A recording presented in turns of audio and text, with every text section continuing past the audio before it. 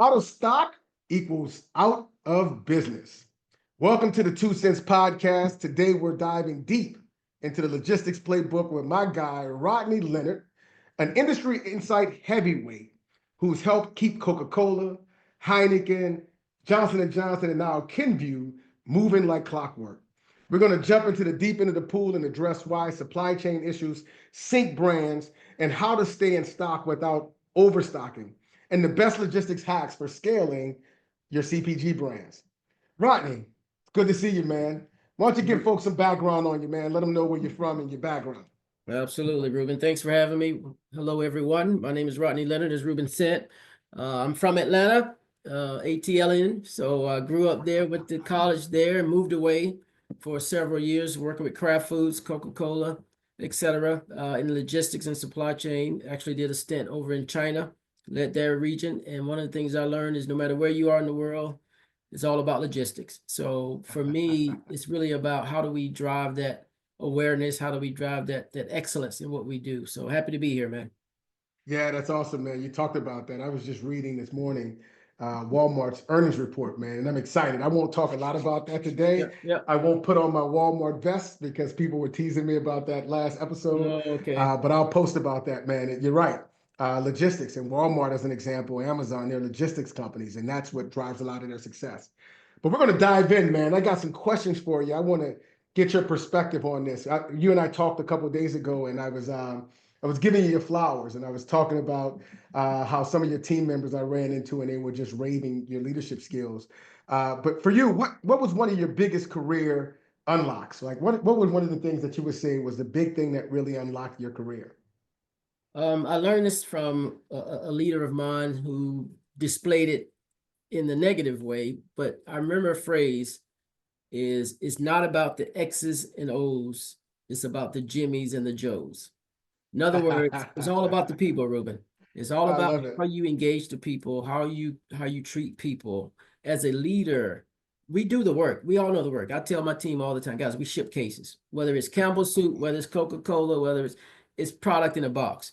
The real unlock is a high-performing team. That can mean culture, that can mean standard work, that can mean lean principles, but creating a team, Reuben, that really knows what they're doing and loves what they're doing. They feel engaged, they feel impassioned about what they're doing, they feel appreciated for what they're doing. You get the team focused on, and by the way, that includes accountability. So that's just not, I'm a friend. It's about recognition and accountability. So for me, Reuben, it's about the Jimmys and the Joes, not the X's and O's. Man, listen, I love that phrase. I'm going to steal it, by the way. So if you see it on LinkedIn, don't get mad at me. I stole it from somebody else too, so have at it. But you know what, man, I'm going to go off script a little bit, right? Because your answer is spot on. It's about the team. But how do you find that marriage, right? Clearly, you've been very successful in finding the right dance and the right dance partners when you talk about a team. So how do you do that? How do you think about that when you think about building the right team? Yeah, I will say this. You need people who are capable and willing. So I call it curious and capable. So I look for those traits, Reuben, more so than I've done this, I've done this, I've done this, I've done this. I get it, and we're going to look at that for sure. But what I'm looking for is that mental curiosity. You and I, we were talking before about that drive. Like I'd rather have someone I gotta slow down than somebody I need to speed up. So those are the traits I look for, man. It's just that drive, that curiosity. And by the way, not only are you curious, but you're capable. You can actually go do something about it. Don't just sit over here and wonder, but you actually can say, you know what, let's do a test and learn. Let's try something. Let's do this. Let's do that. So those are the traits that I really look for, because the work is the work, right? If you do it every day, after 6 months, it's repetitive. It's rinse and repeat. Yeah, that's crazy, man. You're dropping some nuggets early on here, so we're gonna jump right in, man. So look, Coca-Cola, Heineken, J&J, Kenvue, right? So you've worked with all of the big brands, right? And obviously, supply chain and logistics has always been sexy to you. Yep. But why would you say it's arguably the only game in town if you really want to be successful? Yep. Two things. One is it's not going anywhere. Right? Never. Logistics makes the world go round, right? Our economy is based on it. Our ecosystem, our GDP, everything is based on how we import, export, sell, move product around. So that's the first thing. It's a very secure industry. And then the second thing, Ruby, this, the change over the years from a technology perspective. So you can grow, you can learn, you can keep doing things differently. When we say logistics, you're talking transportation, you're talking warehouse, you're talking customer service, you're talking even customer sales in a lot of cases nowadays. So for me, it's all about, it's a very stable industry, and then it's growing, right? Whether it's growing with technology, whether it's growing with scale, it's just a huge opportunity there for folks to grow from a career perspective. Yeah, you talked about technology, so you're jumping right into my pivot, right? I'm going to switch gears and go to a different segment here. Okay. I like to call this segment hype or hope, right? So hype or hope. So I'm going to throw some stuff out at you, and I want you to tell me if it's hype or if it's hope, right? Okay. If it's going to be something that is just hype and talk and it's going to phase out, or is it hope? Something we're going to be able to leverage, and I love your perspective on it. Here we go. AI-driven inventory management, rather. AI inventory management, AI-driven. I'm going to say hope with 4 exclamation points, Rube. Right. 4 exclamation points, hope. This is not, guys, this is real. This is where we're headed. And it's in place now. You know this, Rube. It's happening today. Current state for most companies is you've got all these planners, you've got all these people who are touching the system.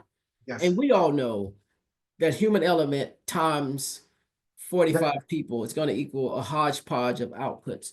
And then all of the downstream implications to mitigate that go along with that. That's reality. We've always thought that's the best we've got. I just came from a Gartner conference, and they talked a lot about the AI capability, and I've seen it firsthand as well. But the future, Rube, is the system has all the data.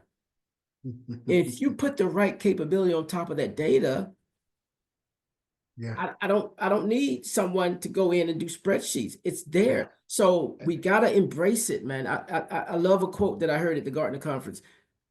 10% of the jobs will be eliminated or impacted, but 100% will change.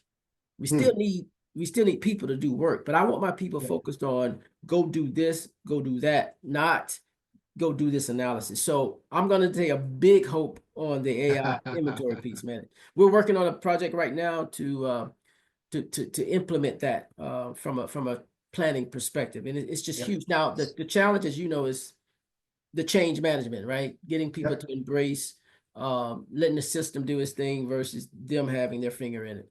Yeah. Well, that's the thing, right? I mean, the data is there, right? And all we're trying to do is mitigate the errors and the assumptions, right?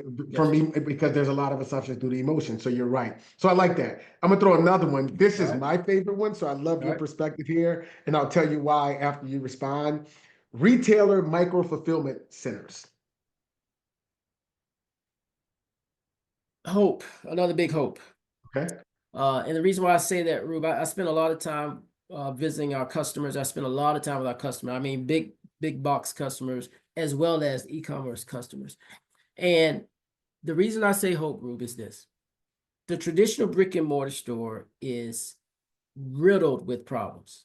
Theft, labor, cost, inventory. All those things is a constant headwind that we've got to address. And quite frankly, there's no real solution for it because, 10 years from now, 20 years from now, people are not going to be wanting to go to the grocery store or whatever it may be.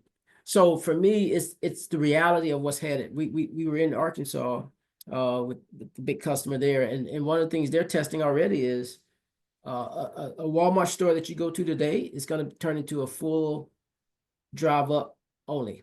You can't go in. It's all micro fulfillment. That store is your online. That's the best you can do. That's the way, and it's working. Quite frankly, a lot of people. But again, it's that change piece of it. So I think micro fulfillment at the brick and mortar is inevitable. That's my opinion.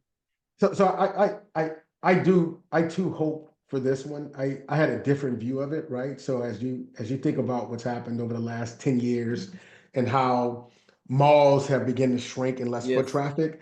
I envision a day when like a Walmart supercenter would Yes. wind up carving out Yes. significant portions of space to be mini malls, Yep. right? Yep. To your point, I see a point where you talk about the theft, right? And really, right, we think about theft of people grabbing twosy threesies, running out the door, but that's No. not what's happening, right? People are No. running out with baskets and it's being sold 3P on Yeah. some of these online Organized crime. fulfillment Yeah. centers, right? Organized crime, right? And so I envision a day where you're actually vending machining key products Yes. that are Yes. available for you as you're going out the door Yep. while you're doing other shopping, right? And so I want to see how this retail or micro Yeah. fulfillment thing kind of maps itself out. And I'm and excited it's about gonna that. play out organically too, Rube. I like that point because there's it's going to change. I think what we're saying is it's going to be different than it is Yes. today. What that looks like, where it lands, we may have a combination of both, right? But I think the organizations that start thinking about that now are going to be better off for it.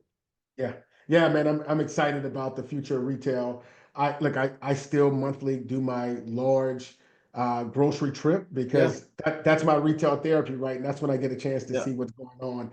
Look, the lock boxes, man, is getting crazy. We knew yes, and expected them in drug because of their labor yeah. challenges, right? But to see it in big box retailers, I I don't know, know how brands launch these days if you're in I certain know. categories with organized crime, right? Right. So it's going to be interesting to see how all that plays itself out. Got it, man. Let's switch gears, man, All right. to an area that I call buyer be like, All right? right. So, using a little slang there, and I know you spend a lot of time with customers and retailers having discussions.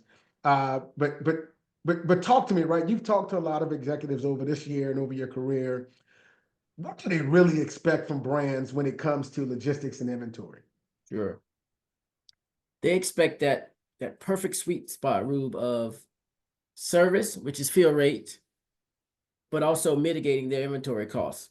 So they want the best of both worlds, Ruben. You and I know sometimes you can't have both, right? If you want 100% fill rate, that means more inventory to protect the peaks and valleys that you go through. But increasingly, going back to our conversation with AI and other capabilities, they're looking for that delta to almost get to that true perfect mix of service and inventory. So our buyers are really asking us to partner with them. One strategy that we've implemented, Rube, is we look at their supply chain, our supply chain is one. Right. Versus we've got our inventory, we ship it to you, it's your problem. Right. So It's so your we problem. kind of trying to blur the lines, Yeah. but buyers are looking for both. I mean, we've got right now, Walgreens, they just were bought out by a private equity company, and it's Yeah. all about the dollars. It's Absolutely. it's not about the bureaucracy, it's not about the organizational level, it's about the dollars. So they're making business decisions from a dollar perspective, but of course they want the service too. So they want it all, and the companies that can blur the lines and look at the order to fulfillment as one supply chain. And when I say fulfillment, I mean all the way to the shelf, not necessarily delivered to the customer. That's the Absolutely. key. But yeah, they're looking for both, man. Inventory carrying costs is becoming a huge play for these organizations because it's, as you know, it's a huge drain on their P&L. Absolutely. So I'm gonna throw a little monkey wrench, right? The last 120 days or so probably have been absolutely crazy Yep. given the tariff roller coaster, right? Yep. And so wondering if the conversations have changed any with the buyers, with the retailers, knowing that they may be pulling in inventory to help mitigate some of those costs, so Yep. preempting those costs. And as a result, right, I talked about last podcast about the impact or implications to some of the suppliers. So Right. curious on if you've had any conversations and if you can share any insider Sure. perspective on that. So this, as you know, this is taking up all the oxygen in the room these days in most supply chain organizations. COOs are knee deep in this stuff. I would tell you, Root, my experience has been over the past few days or weeks is every customer has a different strategy. Some customers are sticking with their script, which is our cost, our inventory cost. We can't afford to buy in more. But then I get another customer who literally says, hey, I'm going to order 60-day, buy up from you. So we're getting everything, Rube. So it Yeah. depends on that customer's P&L Strategy. and their risk tolerance. Yes. There's only so much you can do, right? Most supply chains can't pivot overnight and go from this to that.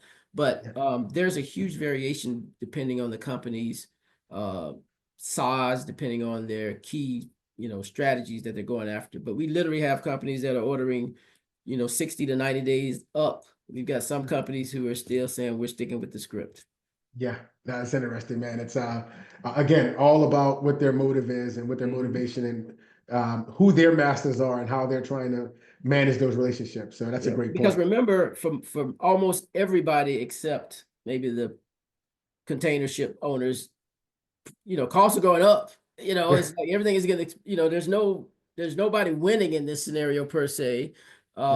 So with that in mind, you still got to balance the books, right? You got to balance the books. Yeah. How do you That's a great. mitigate That's a great point, right?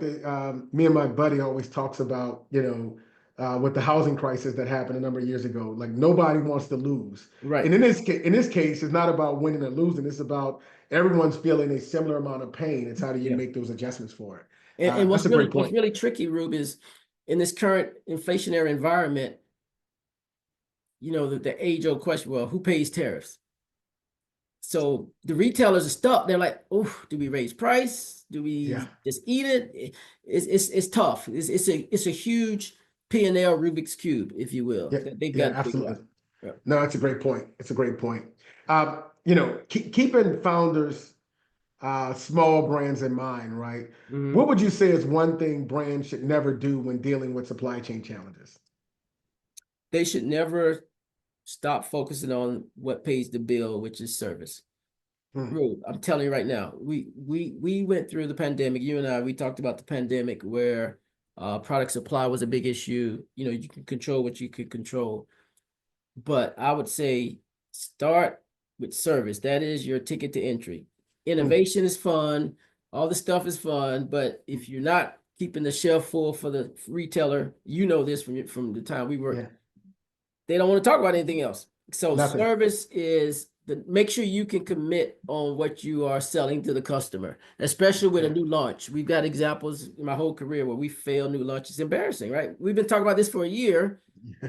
It's time to launch.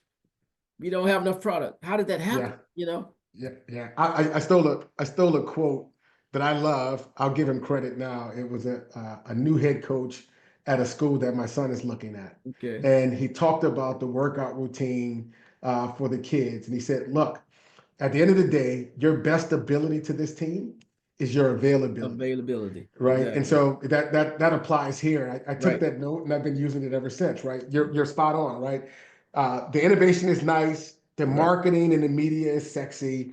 But if you don't have product that's available, it's all for naught, right? So your best ability is even on your availability. end, and I don't want to oversimplify it because the supplier, the manufacturer, they've got inventory costs and pressures as well. So I'm not saying the answer is just have inventory, bubbling out of the warehouse. I'm just saying understand at the end of the day, that's the ultimate success factor when it comes to maximizing your sales and other things. So again, you got to control your inventory as well. But again, going back to your earlier question about AI technology to help you balance it, you got to figure that out. Got to figure it out. Absolutely. It's where you should put most of your mind capacity, I would say, right? Switching the gears, man, behind the barcode. Man, you worked at Coca-Cola, right?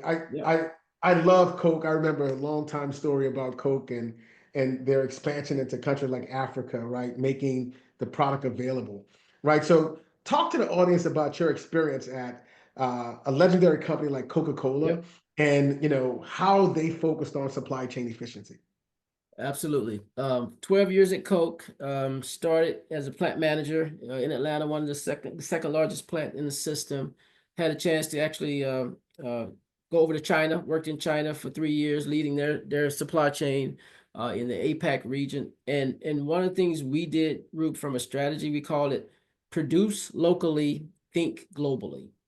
So what that means is our supply chain was local. So we could procure all of the raw materials, all of the ingredients, everything we need locally. So we had that speed to market. We had that just in time, relatively speaking, approach. As you know, in some manufacturers, 6-month lead time to make a product.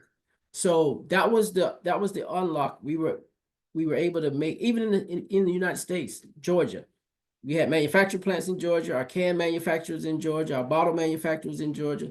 So we partnered where we could to keep things locally, and that created that ability to weather a lot of the global constraints that may come and go. So what that did for us is gave us that flexibility to be able to meet the demand, flex up. I remember days, Rube, where when I first started with Coke, we would run Coca-Cola for 2 days straight. Then on Wednesday, we run Sprite. On Thursday, we run Diet Coke. On Friday, we run the Tutti Fruities. When I left there, we were running everything every day Every day. because the market changed. But we were able to do that because we could pivot, we could Pivot. change over, we can go to the next flavor. So that local supply chain ecosystem was a huge advantage for the bottling companies. Man, that's crazy, man. So I love give me that quote again. Locally, globally. Make locally, think globally. Think globally. So in Make other words, locally, think you're gonna globally. make it in Atlanta, but Yeah. the standard is the same across the It's world across the board. I love because it. it's a brand. I love So it. there's Yeah. no elixir and we're gonna do it this way. No, the Yeah. formula is the formula, but we make it no matter where you are, we make it the same way. But the supply chain was local, but the branding, the marketing, that was Was global. global. One footprint. Love it. What would you say, man, to startup brands? What would you say that they can learn from companies like Coca-Cola, some of these larger players, knowing that they just may lack infrastructure, right? You Yeah. know, they just don't have the resources, right? So Yeah. what would you say to them of how to be successful, knowing that they can't reach some of those higher tiers of success because they just don't have the resourcing? What would be your point of view there? And this is that's a very good question, Reuben, because I think our big giant organizations are beginning to think this way too. 2 words: social media. Mm. You can get so much publicity, so much advertising. You can get your brand out there. Don't be afraid of social media. Social media is driving the car right now. We Yeah. can talk about healthcare professionals, endorsements. We can talk about, #1 rated dermatologists, #1 rated dentists. But at the end of the day, you have to go where people are and where they get their information and where they are influenced. So Yeah. there's a lot of, this, Ruth, there's a lot of startup companies that are doing great because they found their target audience. They know how to get to their target. They know how to keep them engaged. The world of commercials and paper advertising, social media. So it's a relatively cheap cost to entry, but the upside potential is better. Now you got to have good product, right? You got to have something that can stand the test of time, because the last thing you want is to get on social media and everybody's saying it's crap. But start with it, as we talked about, availability, good product, but utilize social media, man. It's big. Man, I love this, right? The logistics and supply chain guru is talking about building a community on social media with Man, good product, man. and That's what you where I get. got it from, Root? You know where I got it from? My daughter. I was like, why did you buy that? Why did you buy that? Guess what? Somebody on social media said, this works great for me. They look Yeah. like her. She respected them. They influenced her, Oh i.e. man. influencer. It's real. It's real. That's crazy, man. Like I got a soon to be 19-year-old man Yeah. that's super influenced by TikTok after her first year of college. And there's stuff that I've now bought because she told me it was going viral. So you're absolutely right, man. But that's Yeah. what I love about the Two Cents podcast. You get great information from subject matter experts, and they might even drop a nugget on you that you weren't expecting. And Yeah. so Yeah. look, brother, I appreciate your time, Rodney, man. That's Yeah. all we have for him today, man. This was good. You dropped a ton of nuggets, man. So I got some notes. I'm gonna go back and listen to this before we clean it up. But thanks again, man, for your time. I'm sure the audience appreciates it. Do you have any last words you want to leave the audience with? I would say for those of you guys in the supply chain industry, and first of all, thank you, Reuben. Reuben and I go back a long way. So, he's my boy. Anytime you need me, man, just give me a call. But I would say to those out there in the supply chain world, be curious. Think outside the X's and O's of your craft, because to Reuben's point earlier, it's really what happens after we do our thing, right? We get it to the customer, we get it to the store, but what happens next? So don't be afraid to expand your thinking about why things happen and what happens after the fact, because at the end of the day, we are that middle mile, if you will, right? In terms of the ecosystem of everything that happens. So be curious. Don't be afraid to learn a little bit about something that's not in your sweet spot, because it's going to work out to your advantage for sure. That's awesome, man. As always, Rodney, I appreciate you and I appreciate your support. And with that, man, we'll end it here. Thank you all for listening. Don't forget to hit that like button and subscribe and follow us on all the social media platforms. And with that, me and Brianna will be back to you in another episode. Take care, Will do. guys.